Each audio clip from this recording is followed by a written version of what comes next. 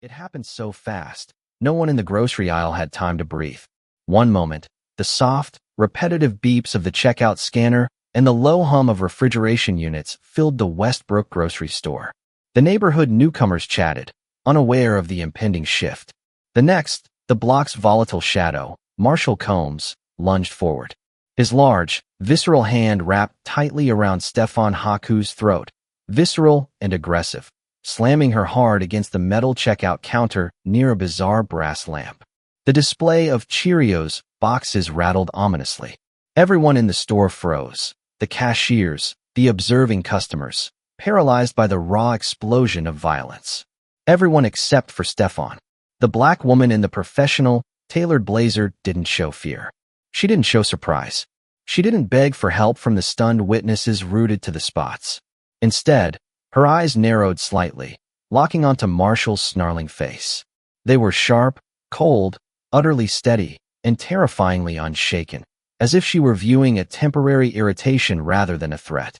It was the kind of look that only comes from navigating dangers far greater than this, dangers that made his perceived local dominance and racist outburst look like a child's tantrum.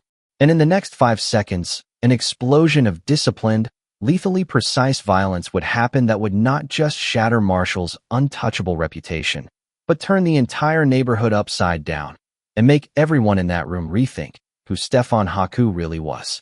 6 hours before Marshall Kolms crossed the line that would define his end, the dawn weakly illuminated the streets of the Westbrook neighborhood, casting long, pensive shadows. The air was filled with the usual, comforting cacophony of life beginning. The distant groan of buses, the rhythmic scrape of a street sweeper, and the low buzz of early morning commuters. To the residents, it was merely another ordinary Thursday, defined by routines and the comfortable underestimation of things they did not understand. But a dangerous element had silently blended into their environment. Her name was Stephane Ha-Ku, and she commanded a silent observation the moment she stepped out of her quiet building.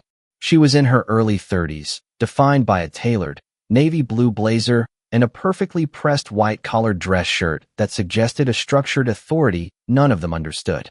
Her dark skin was flawless, and her hair was pulled back into a neat, professional low bun that required meticulous, disciplined effort. Whispers followed her, a strange new shadow blending too perfectly into the neighborhood. Too quiet, too precise. Some guessed she was an accountant. Others whispered she was merely mysterious. None of them suspected that those rumors of her being extraordinary weren't far-fetched at all. Stephane carried herself differently. She was not old, yet she possessed a calm presence that unsettlingly suggested she already knew how every situation would end. Her posture was not simply rigid. It was unyielding, like a disciplined soldier. Her long sleeves remained down, even in the morning heat, hiding things none of Westbrook's residents could fathom. While others walked with a casual lack of intent, Stephane scanned her surroundings with a piercing intensity. Every classroom, or in this case, every neighborhood block, has its dynamic. And Westbrook's dynamic had long been defined by the unchallenged arrogance of a single family. But a formidable, calculated stillness had just arrived. Stephane knew she would soon have to decide when the disciplined mask of stoic compliance would be forced to slip. While Stephane Ha-Ku blended into the morning shadows with practiced stillness, the high sun brought a different, louder truth to the Westbrook blocks. Standing at nearly 6'5" with broad, heavy shoulders that consumed the sidewalk, Marshall Kolms didn't just occupy space, he demanded it. He was the unchallenged apex predator of this small urban ecosystem, a man whose rugged, prominent jawline seemed perpetually set in a snarl of assumed dominance. His history was not written in text, but in the flinches of passing teenagers and the sudden, panicked, downcast eyes of neighbors. For 5 years, Marshall had been the owner of the block, enforcing a chaotic, unpredictable rule of intimidation. The fear in the neighborhood was palpable, a heavy silence that followed him like a loyal hound. When he walked down the street, usually dressed casually in dark navy blue crewneck shirts that highlighted his intimidating build, the cadence of the sidewalk changed. Chatter ceased. Friends separated. Even the wind seemed to hold its breath. It wasn't just his brute size, though his towering presence was weapon enough. It was the volatility that preceded him, whispers of explosive, racist outbursts that were always strategically handled, reinforcing the community's learned behavior of silent tolerance. Marshall detested things he couldn't immediately break, and now, his predatory eyes, twisted with an ingrained arrogance and prejudice against outsiders, had fixated on the calculated, unyielding posture of the newcomer. He saw Stephane's stoic grace not as discipline, but as a challenge to his perceived domain, a shield he was already fantasizing about shattering against the hard checkout counter of room Westbrook Grocery. The high noon sun beat mercilessly on the pavement outside, but inside the Westbrook Grocery store, the air was cool, smelling faintly of produce and wax. It was a mundane sanctuary of fluorescent lights and organized consumption, where highly stocked shelves of Cheerios and pasta sauce promised a comforting predictability. Stephane Ha-Ku stood at register 4, the tailored lines of her navy blazer contrasting sharply with the chaotic color of the cereal boxes behind her. She was placing a carton of eggs onto the black conveyor belt with the same meticulous precision she applied to everything in her life. The cashier, a nervous teenager, avoided eye contact, working quickly, sensing the atmospheric shift before the doors even opened. Then, the air grew heavy. The store didn't just welcome a customer. It surrendered to an occupation. Marshall Kolms entered, his towering, broad-shouldered silhouette blocking the midday light, dressed in his characteristic dark navy blue crewneck. He didn't shop. He prowled. His sneering eyes immediately fixated on the quiet professional near the bizarre, vintage brass desk lamp sitting inexplicably on the checkout counter. Marshall detested her quiet blending in, her calm defiance of the local ecosystem he controlled. He saw her stoic grace as a personal insult to his authority, an arrogance he intended to crush publicly. He didn't get in line. He shoved past an elderly woman, invading Stephane's space, bringing with him the thick, oppressive scent of raw aggression and unearned entitlement. He looked down at her items, a twisted, jagged smirk forming on his rugged face. "Imported, huh?" he spat, his voice a low growl that caused chatter in neighboring aisles to cease instantly. "Guess the neighborhood rules don't apply to people who look like you. Think you can just blend in, playing professionally?" It was a deliberate, vile dismissal, a calculated attempt to humiliate her through raw prejudice and intimidation. He leaned in closer, his looming mask casting her in shadow, violating every boundary of social order. Stephane didn't flinch. She placed her wallet back in her purse, her expression a mask of absolute, terrifying stillness, dismissively looking past him as if he were merely a temporary structural defect in the room. Marshall's calculated show of disrespect had met an unyielding wall of syndicate discipline, and the look of cold dismissal in her eyes was the spark that ignited his volatile rage. The silence that followed Marshall's vile dismissal was heavier than the humid air outside, a suffocating vacuum that seemed to suck the oxygen right out of the checkout lane. In the background, the colorful rows of Cheerios and pasta jars blurred into a meaningless backdrop, leaving only the stark, terrifying contrast of the two figures by the bizarre brass lamp. Marshall's rugged face contorted, twisting into a jagged snarl of pure, unrestrained ego. His prominent jawline was set so tight it looked ready to snap, and his rugged features flushed a dark, angry crimson. He had expected her to shatter, to stammer apologies, to lower her gaze in humiliating compliance before his overwhelming physical presence. Instead, he was met with a stillness that was not passive, but predatory, a calm presence that felt less like submission and more like a calculated countdown. Stephane stood unyielding, her professional navy blazer remaining crisp despite his invading bulk casting her in complete shadow. She didn't shift her weight. She didn't breathe faster. Her hands, resting lightly near her purse, showed no tremor. Her eyes, locking onto his with unwavering intensity, remained sharp, cold, and utterly steady, viewing his explosive, racist rage with the detached observation one might afford a temporary environmental irritation. It was the kind of look that came from navigating dangers far greater than this, dangers that made his perceived local dominance look like a child's tantrum. Her utter lack of fear was the ultimate insult, a quiet defiance that stripped him of his power in front of the stunned neighborhood witnesses rooted to their spots. He could see his own twisted reflection in her pupils, and it enraged him. "I'm talking to you," he roared, his looming mass invading her space further, violating every boundary of social order, his rugged features flushing with a terrifying volatility. You think that professional act protects you here? You're nothing in my neighborhood. Do you hear me? Answer me. The desperate need to see her flinch, to see her stoic grace dissolve into panic, became a manic obsession. But Stephane only narrowed her gaze, maintaining her absolute, terrifying stillness. Her silence wasn't a mask. It was a shield of syndicate discipline that was already fantasizing about how this situation would inevitably end. She had decided. The mask of stoic compliance was about to slip, and Marshall, blinded by unearned entitlement and raw prejudice, was recklessly rushing toward the formidable edge of a transformation that would end his future. The heavy silence broke not with words, but with a visceral, jagged groan of strained muscle and breaking restraint. Marshall's mind, unable to process a universe where his intimidation was met with absolute, terrifying stillness, simply short-circuited. The unyielding, calm presence radiating from Stephane Ha-Ku, standing stoic in her tailored navy blazer near the strange brass lamp, was the ultimate denial of his perceived power. Abandoning the last vestige of social order, Marshall Kolms exploded forward. It happened so fast, a singular motion of aggressive brutality. He didn't just step into her space. His looming mass invaded it with the unstoppable force of a collapsing structure.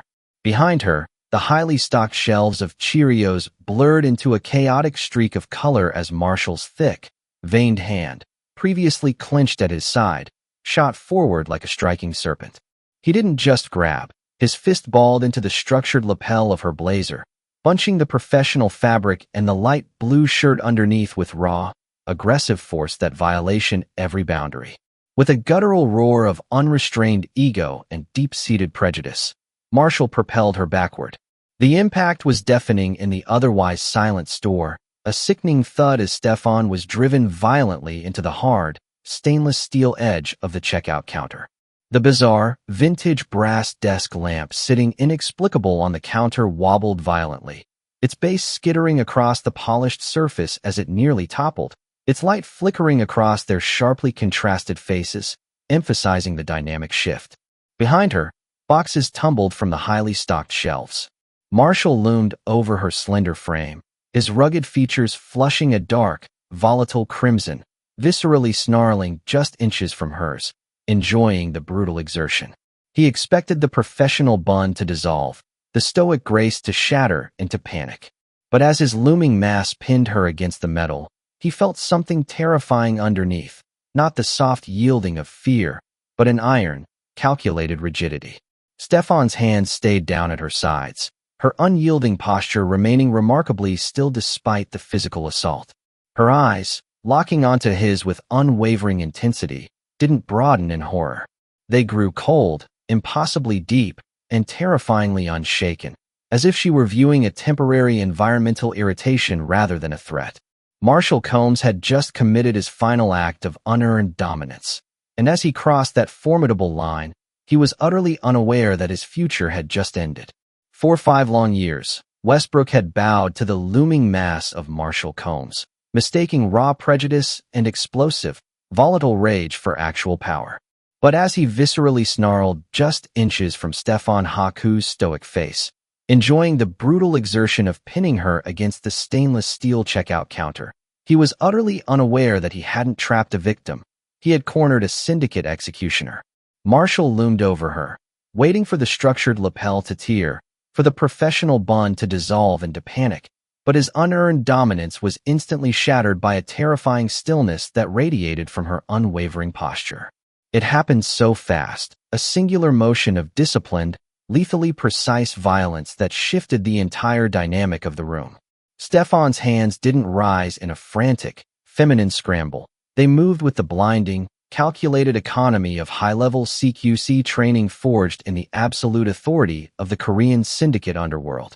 While Marshall was enjoying the brutal sensation of his own arrogance, Stephane's gaze, locking onto his with unwavering intensity, grew impossibly deep and utterly cold.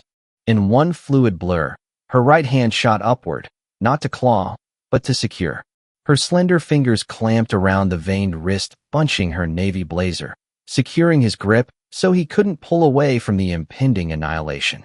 Simultaneously, the base of her left palm struck his hyperextended elbow with shattering force. A guttural shriek of raw agony exploded from Marshall's contorted mouth, viscerally echoing through the otherwise silent Westbrook grocery store as his bone structure groaned under the kinetic assault. The towering bully flinched, his assumed dominance dissolving instantly into paralyzing pain, but Stephane wasn't finished. Utilizing his momentum and agony, she stepped laterally with soldier-like precision, maintaining absolute control over the joint lock. She rotated his arm with iron precision, applying calculated pain compliance that bypassed muscle and attacked the nerves directly. Marshall's looming mass was forced to buckle, his knees hitting the polished supermarket tiles with a sickening thud near the bizarre brass desk lamp, which skittered violently on the metal surface. His large, visceral form was bent double, trembling uncontrollably as Stephane stood unyielding above him, her perfect posture remaining remarkably still. She looked down at the viscerally snarling beast she had neutralized in seconds with detached, terrifying stillness, viewing his suffering as merely a structural defect she had corrected. The mask of stoic compliance was gone, and the formidable authority of the Korean syndicate wife had finally dissolved the facade of the quiet accountant. For 5 long years, Westbrook had bowed to the looming mass of Marshall Kolms, mistaking raw prejudice and explosive, volatile rage for actual power. But as he viscerally snarled just inches from Stephane Ha-Ku's stoic face, enjoying the brutal exertion of pinning her against the stainless steel checkout counter, he was utterly unaware that he hadn't trapped a victim. He had cornered a syndicate executioner. Marshall loomed over her, waiting for the structured lapel to tear, for the professional bond to dissolve into panic, but his unearned dominance was instantly shattered by a terrifying stillness that radiated from her unwavering posture. It happened so fast, a singular motion of disciplined, lethally precise violence that shifted the entire dynamic of the room. Stephane's hands didn't rise in a frantic, feminine scramble. They moved with the blinding, calculated economy of high-level CQC training forged in the absolute authority of the Korean syndicate underworld. While Marshall was enjoying the brutal sensation of his own arrogance, Stephane's gaze, locking onto his with unwavering intensity, grew impossibly deep and utterly cold. In one fluid blur, her right hand shot upward, not to claw, but to secure. Her slender fingers clamped around the veined wrist, bunching her navy blazer, securing his grip so he couldn't pull away from the impending annihilation. Simultaneously, the base of her left palm struck his hyperextended elbow with shattering force. A guttural shriek of raw agony exploded from Marshall's contorted mouth, viscerally echoing through the otherwise silent Westbrook grocery store as his bone structure groaned under the kinetic assault.